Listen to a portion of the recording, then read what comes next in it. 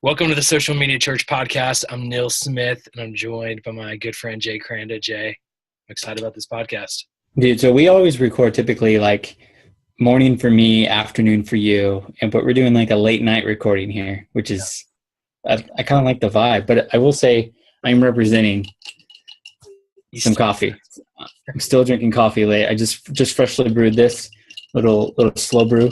Okay, so I got a question about cold brew. So I don't know anything about coffee. In New York, it was very popular, and like I remember I went to one coffee place and like, can I just get hot coffee? Like, no, we only do cold brew. So does that mean you like literally brew it cold? Because all I know is you put coffee in the coffee pot, and then the heat is like part of what makes it work. Yeah. So what is cold? How does cold brew? What does that even mean? So there's a couple different ways. The most popular is a toddy, I would say. And essentially what a toddy is you kind of steep your coffee. So you put a bunch of grounds into like a bucket almost, and then you pour your coffee in there. And then the idea is that you steep it, you kind of slowly, kind of like a tea bag, but the idea is that it stays in there. And so you keep it there for like 12 to 24 hours. And so like, I think Starbucks, their cold brew, they do 20 hours. And so the idea just soaks up everything. And so it's never hot. It's that. And then you have like drip methods. And there's a couple different drip methods. And the idea is you use like big thick blocks of coffee, and then it slowly drips through. And the idea is that it collects as it goes through like the filter of coffee. And so there's like special, there's like really intense ones that special coffee, you go there and they'll have like the twisty, like chemistry sets. And that's a drip method. And usually that's like I think there's like a Japanese Komodo, some weird, like I'm saying that wrong, but there's some weird. So, but it's just essentially cold coffee. It just usually takes longer to make, and it's never hot. And the idea is that there's supposed to be a richer amount of flavors or certain coffees. I'm not that. That's like an Alec Todd from North Future. It's like he could get in. He's a coffee guy, and he has his indie roasters. So like, but that I just like it because I'm always Southern California and hot, and I like cold coffee because I need to cool down my body. But yeah, there was some great. I went to a great one in Brooklyn. Okay. I'm forgetting the name of it. It was popular everywhere in Brooklyn. Everybody was all about the cold brew. It tasted good. I don't know the difference. I was curious. Okay, let's jump into a few things. Well, one, I want to congratulate our friend Sean Cannell. Just hit 50,000 subscribers. Boom. On Video Influencers on YouTube. If you don't watch his YouTube channel, everyone needs to learn how to do video better. Everybody needs to learn how to do YouTube better. Pay attention to Sean. He's the expert in video in YouTube specifically. So go check that out. So I had a question, Jay, and we're going to talk, as we get into the show, we're going to talk about Twitter and this new thing with Twitter live streaming football games, which is very interesting. But I had a question from a ministry this week that said, we're thinking about shutting down our website. And this is not a big ministry, a smaller ministry that really doesn't have a whole lot of support. So they're really thinking simplicity here. But what they see is that they're getting, maybe a dozen views a day on their website, but they're getting 1,000 views a day for their post on Facebook. Should they just forward their domain to their Facebook page and just say, this is where our ministry lives? You want communication, you want information, you want stuff about our ministry, just go to our Facebook page, and this domain can point there. What would you recommend to that ministry? That's kind of just it's a crazy idea to think that's where we're at, that stuff is being talked about. Yep. So like two answers. I would say if you're in startup phase and you haven't gotten a website up, I would say yes. I say buy the domain, do it. I personally don't. I think the beauty of a website is that it still is your home base with getting people on an email list, with really presenting who you are. The problem with a Facebook page is most of the people who are viewing your content, 95% or 90% are viewing it in the stream. They're not seeing it within context of who you are. They're just watching the moment. And so they're not really, very few people are looking at your about section on your Facebook page and all that stuff. Most of it is that. So like, I still think there's a beauty of, hey, go to my website. I do think it should drive website design very specifically. So it's not going to be where you're social. It's not going to be where maybe you host content, video content. Maybe all that is housed on YouTube and other things. But I still think there is a value to being able to design something in such a way for your persona, your audience. So I think if I was going out and starting a business tomorrow somewhere and I was like, okay, I don't have time to set up a Squarespace account and do my own website and all that stuff. Yeah. Maybe I just buy my URL and I forward it to my Twitter account or to my Instagram page or whatever. I think that's okay. But eventually I think you should have somewhat of a polished website. That would be my answer. Yeah. You? I think, and I say somewhat of, here's going to be my advice is let's move to, because I think the challenge with the website is maintaining it and updating and those kind of things. Let's move to a landing page that's very simple, that's very focused on, hey, you want news and information and updates, go to or make sure you're connected to our Facebook page and sign up here for our email address. I think you're exactly right, though. To me, it's still about that email capture.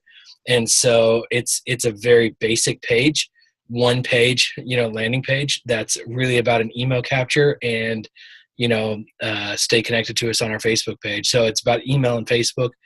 So I don't, my recommendation is not going to be to just forward your URL to your Facebook page. It is going to be, though, to simplify your website to a one-page landing page and then drive traffic to both the email list and to the Facebook page from that landing page. I saw actually, so I watched the show, we've talked about it in the past, the show The Profit, Profit. The guy turns businesses kind of, and he talks about like people, process, product, kind of the idea.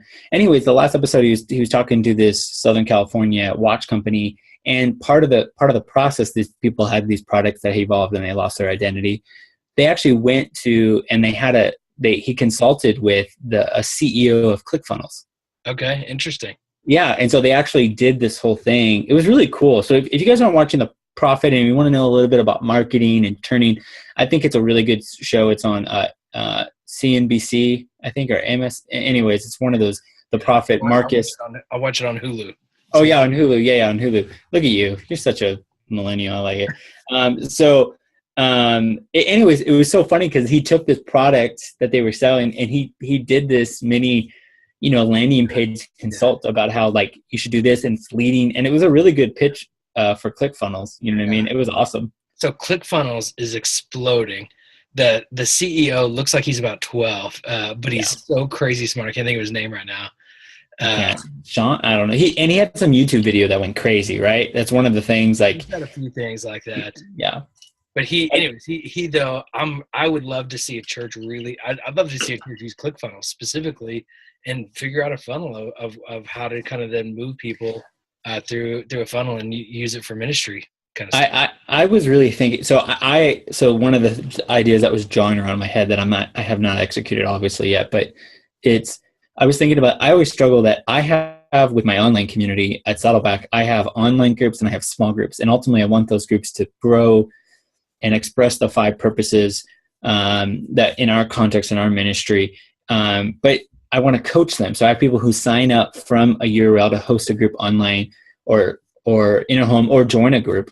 Yeah. And I was thinking like, man, as I was watching, I was like, what if I created a workflow through ClickFunnels that I was like, hey, thanks so much for being interested in a group. And I would say something like, hey, do you want to join a group, host an online group, blah, blah, blah. And I have almost create like an on-demand ClickFunnel that would like funnel them down. It would have training. And I was like, man. So anyways, I might share that more. That's like an idea that I really got to write that out and figure out how that works. But anyways, that's one thing that was floating around in my head. So just to throw that out. I love that. So I was in a meeting today, Jay, and we were talking about basically kind of conversion. And I was thinking through online church of when somebody accepted Christ, we always with onlinechurch.com would just send them our templated, here's our immediate email for this. But in this conversion process, Trent Dunham, who's my boss now, was saying you often need to send people 3 to 4 emails about what those next steps are, because they'll maybe hear it once. Some people need to hear it 3 times, or they need to read it. And then the next one maybe is a video just to make sure to reaffirm what they're hearing, or a testimony that this is the best next step for them. And I think, man, I missed a lot of opportunities by just saying, well, here's just the one response for everyone. Yeah. But a really well thought out funnel helps many different people that are really processing things in different ways best hear that information to lead them down the path that you want to take them down. That doesn't mean everyone's going to go down that path, but just one standard single email is often miss so many people. And so having a better more thought out process, and that's what ClickFunnels, it's so overwhelming when you first jump into it. But it's also like templated in a way that really is so well intentionally thought out to help you guide people down that, whatever that path is that you want to take them down. Yeah. So check out ClickFunnels. MailChimp automation is another one. There's a couple other ones out there, but definitely it's worth a while. So let's talk about Twitter. So Twitter, Twitter, everyone's freaking out all the time. Even this recent week. So they released this new thing where they're doing this live streaming of certain content, and they kind of debuted largely on the NFL, the Thursday night game, Jets and the Bills. And so crazy. And even in this, we're going to talk about it. Even that they were saying like, this is a Hail Mary, which was obviously clever writing in the moment of like them trying to do it to try to survive. But I found this so crazy. So on your phone, you go to Moments, and top of the Moments, you have the game, and there's a little like kind of pinkish, it says with black text, it says live now.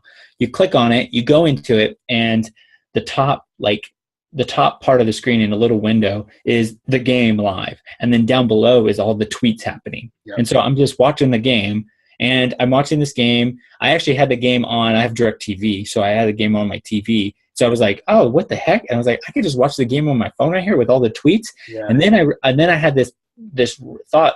I saw on my Apple TV store, app store, that they just released a Twitter app. And so I was like, I wonder if I can watch the game through my Apple TV. So I went over to Apple TV. I saw the app, downloaded it. And like that, I see it, and I can click in it. It's live. And then they have two options. You can watch it full screen, or you could watch it kind of like a picture in picture, and then you see the tweets on your TV. And it's crazy. It's crazy. They paid $10 million for 10 games exclusively, and they beat out Facebook and a couple other people. And this is their kind of their gear to try to get into this live market, because obviously Twitter is so great at real-time conversation. What's the angle here, Niels? Like, what's the angle here? So I think the angle is kind of social viewing experience. I think we've been heading down this path for the last, almost 10 years with Church Online. Is you're simultaneously watching an experience, but you want to do it socially with others. And I think we're doing it naturally with basically from a second screen experience. So we'll watch on TV, and then we'll be tweeting about it using hashtags or things like that. But by pulling it into one simultaneous experience, it's a more natural process and a more customizable process. And so I think it's a step towards, that's those social experiences, but just doing it in a more optimal way for the end user. And so instead of us kind of figuring it out and doing it ourselves, and at the end of the day, that's the geekier people that are doing that, because we know how to do hashtags and to do some of that. But when you just put it in the app and somebody can just click there, and then it's so easy, and you see that with Facebook Live now, where it's kind of that simultaneously people are watching and the comments show up at the same time. It's different than what Twitter's doing. I think a couple of things will be interesting. I love that they're using the TV app and that technology, and that you can customize your TV viewing experience. I think that's very cool. I'll be interested to see how they maybe sync up the two of how your mobile and your TV app simultaneously, like how it can maybe even hear the broadcast coming on your TV, and then just automatically adjust your app to function together. I'm curious if your friends' tweets will be prioritized. I would assume they're maybe already that way, or if you're even on your TV, can you log in your Twitter? Just some things that I'm really interested to see. How does this play out? And then I think the other side of it is, we saw recently that Periscope, Twitter acquired Periscope, and then that was Twitter's app for the most part by the time it went public. And then Facebook came in with Facebook Live and just about crushed Periscope. And so part of me is like, oh, that's cool that Twitter's doing that, but it would be really cool when Facebook does it. And if Facebook was already in competition for these others, what other ones will Facebook get? So that's kind of what I'm curious about from a competitive standpoint. I'm curious, Jay, what was so you actually viewed it. I'm curious what your thoughts were as a viewer, and then where you see this is going. Well, it was definitely, I mean, first off, the NFL has always struggled with Thursday night. So obviously it's strategic on their end to try to get more eyeballs, because Monday night, So like at the end of the Thursday night has kind of been a dead game for the most part. Make $1 million with Twitter and get some. I know. It's just crazy. So, I mean, it's totally strategic as a company for NFL, and to say like, hey, why don't you test with this, and probably they could have gotten more money if it was a Sunday night or something, but they're really being strategic around like, maybe we can learn something that can feed in. I really hope that, I think selfishly you're having this, you had like the public airwaves kind of thing with, now you can get stuff on antenna. I really hope that there is a lot of changeover in that there are certain channels that are just live all the time online. I hope that starts becoming norm, and like essentially a company, you could just provide that out and people could stream it. Cause I do think the Twitter experience last night, there's a lot of apps like Sling TV and a couple other ones that are like, they do it well, but I'm like, there was something about seeing everybody tweet. And it's the same thing. Like, it was like, that was the beauty of the Olympics, that, you're sitting there and I'm watching something during the day or something. And I'm like, is anybody watching this? And I jump on and I see people tweeting about random stuff that I like. Okay, that's cool. Other people are watching. There's something about that community experience. And I do think Twitter is strategically like, that's what they're great at. And that's why like people like freak out about different things. And I'm like, they have a community experience that is just very unique. Now, it might not be growing. It might be becoming more of a niche, still huge. But, to me, I'm like, they could be somebody that could do it really well. I do find like the Facebook Live is really, it's powerful. And maybe because we're just kind of, there's kind of oversaturation.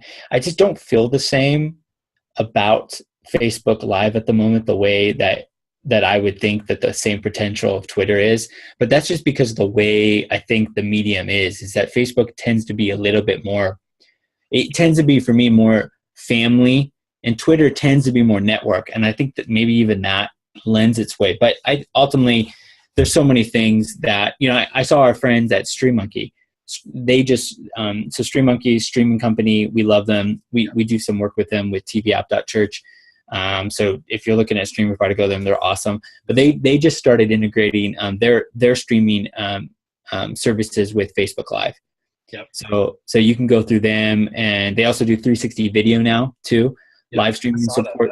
So exciting. Yeah, it's so exciting. So it's an interesting space. I think, that's why, I mean, Twitter at the end of the day, they had to outbid Facebook, and they had to outbid, was it Yahoo at the time or somebody else? And so like obviously everybody's trying, there's all these deals for exclusive live content. So I think it's super intriguing. I'm super interested in it. I think anybody who has an Apple TV right now, go out and download it. There's something about the experience that I think that they nailed really well. So, I mean, somebody else will probably rip it off and do it better, but that's the game. So there are three things that I think of when it comes to Twitter, and that's news. When I'm looking for news, I go to Twitter. I remember in New York, I heard an explosion one time from my house, and I'm like, what's happening right now? Or I heard some fireworks, and I was able to then search, Twitter to see what's happening. What was that noise? What are those fireworks in Brooklyn? And so news and search were kind of those big deals for me. Yeah. The other is hashtags. So when I go to an event or something else is going on, it just, Instagram, it works, but that's just with pictures. If you're really kind of just wanting to kind of be a part of a conversation around something, the hashtag functionality of Twitter, there's nothing like it. So Facebook has tried to, imitate it a little bit. It's worked well on Instagram, but it's different. It's almost more for like wedding pictures, things like that. And so Instagram is more of a conversation. And so I think, or Twitter is more of a conversation than Instagram. And so I think there's a unique fit for Twitter. I definitely don't think Twitter is going away. I think it's lost some popularity, Yeah. I don't think it's lost its relevance. I think it's finding its niche maybe more than anything. Just like Pinterest. Pinterest definitely isn't going away. It just has really zoned into its niche. And so I think this live video sports and Twitter really honestly is my personal favorite. And I love sports. And so I really hope that Twitter can almost become that social network for sports. It sucks that a company like Twitter, like there's all this, I mean, they release Moments where I think they killed it with Moments. Moments is amazing. I mean, it's so well done. And then they have this live streaming thing. I mean, Periscope was a little bit of just kind of a bubble almost. And so, yeah, I mean, those are good. So, okay. So we talked a lot of different stuff. Check out live streaming with Twitter. Check it out on the Apple TV. Be aware of it. I think that's the challenge with everything we're talking about here. Your church should be thinking about it. I think are you poised to experiment with live on Twitter if they open something up, and I think if you haven't checked out Periscope, be aware of that format. I think regardless, you don't need to be doing it regularly, but I think it's important to see, because even the way Periscope did things, Facebook copied some of those things. And so there's definitely, you're going to see similarities. So live video is obviously not going away. The key is going to be, where do you consume that live video? It won't be on a cable box moving forward. It's going to be on all these devices. That's right. So thank you so much for listening. To learn more about us, go to socialmedia.church and use the hashtag SMC Podcast to recommend future shows. Thanks again.